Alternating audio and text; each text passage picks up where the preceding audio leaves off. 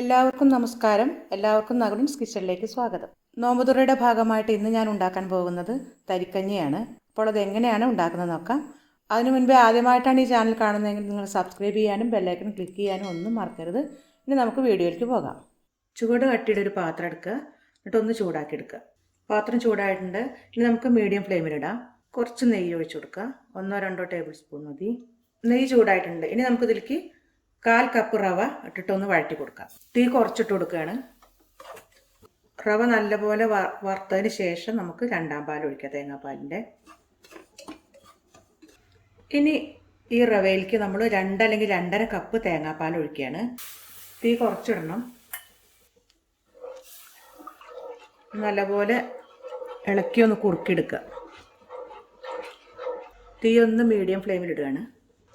റവ നല്ലപോലെ വേവണം. തേങ്ങാപ്പാലില്ലെങ്കിൽ നമുക്ക് പാലോ അല്ലെങ്കിൽ പാൽപ്പൊടിയോ ഒക്കെ ചേർത്തതുപോലെ ഉണ്ടാക്കാവുന്നതാണ്. തേങ്ങാപ്പാലുണ്ടെങ്കിൽ അതായിരിക്കും ഒന്നും കൂടി ടേസ്റ്റ്. ഇത് നല്ലപോലെ നീട്ടി ഉണ്ടാക്കാം, ഒന്ന് കുറുക്കിയിട്ട് ഉണ്ടാക്കാം. അത് നമുക്ക് ഇഷ്ടത്തിനനുസരിച്ചൊക്കെ ഉണ്ടാക്കാം. പിന്നെ ആളുകൾക്കനുസരിച്ച് അളവുകളൊക്കെ കൂട്ടിയെടുക്കാം നമുക്ക്. ഇപ്പോൾ റവ വെന്ത് കുറുകിയിട്ടുണ്ട്. ഇനി നമുക്കിതിലേക്ക് ഉപ്പ് മാത്രമേ ആവശ്യമുള്ളൂന്നുണ്ടെങ്കിൽ ഉപ്പിടാം, അല്ലെങ്കിൽ ഉപ്പ് ഇഷ്ടമില്ലാത്തവർക്ക് പഞ്ചസാര ഇടാം. അത് നമ്മളെ ഇഷ്ടമാണ്. ഇനിയിപ്പോൾ ഇവിടേക്ക് ഞാൻ ഉപയോഗിക്കുന്നത് പഞ്ചസാരയാണ്. വളരെ കുറച്ച് പഞ്ചസാര ഉപയോഗിക്കുന്നുള്ളൂ. 1/4 കപ്പ് പഞ്ചസാര, ഒരു തരി ഉപ്പും ഇട്ട് കൊടുക്കുകയാണ്. നല്ലപോലെ ഇളക്കി കൊടുക്കണം. പഞ്ചസാര നല്ലപോലെ അരിഞ്ഞതിന് ശേഷം നമുക്ക് 1-ാം പാലും കൂടി ചേർത്ത് കൊടുക്കാം. പഞ്ചസാര നല്ലപോലെ അരിഞ്ഞിട്ടുണ്ട്. 1-ാം പാൽ നമ്മളൊരു 3/4 കപ്പോളം എടുക്കുകയാണ്. തീ കുറച്ചതിന് ശേഷം 1-ാം പാൽ ഇതിലേക്ക് ഒഴിച്ചു കൊടുക്കാം.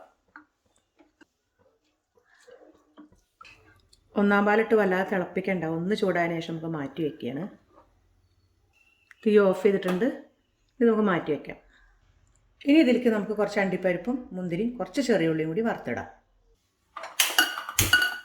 പാൻ ചൂടായിട്ടുണ്ട്. കുറച്ച് നെയ്യ് ഒഴിച്ചു കൊടുക്കാം. നെയ്യ് ചൂടായിട്ടുണ്ട്. ആദ്യം അണ്ടിപ്പരിപ്പ് വറുത്ത് കോരിടാം.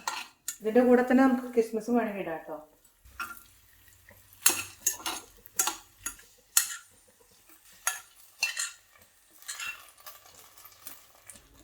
ഇനി ഇതിൽ തന്നെ നമുക്ക് കുറച്ച് ചെറിയ ഉള്ളി വറുത്തിടാം. നെയ്യ് കുറവാണ് തോന്നുകയാണെങ്കിൽ കുറച്ചുകൂടി ഒഴിച്ചു കൊടുക്കാം കേട്ടോ. ഉള്ളി ഒരു ചെറിയ ബ്രൗൺ നിറമാകുമ്പോൾ തന്നെ നമുക്ക് ഇതിലേക്ക് വാങ്ങിയിടാം.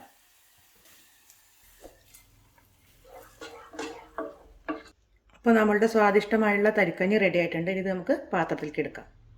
ഈ വീഡിയോ നിങ്ങൾക്ക് എല്ലാവർക്കും ഇഷ്ടമായി എങ്കിൽ ലൈക്ക് ചെയ്യാനും ഷെയർ ചെയ്യാനും കമൻറ്റ് ചെയ്യാനും ഒന്നും മറക്കരുത്. അടുത്ത നല്ല നല്ല റെസിപ്പിയായിട്ട് വരുന്നവരേക്കും ബൈ.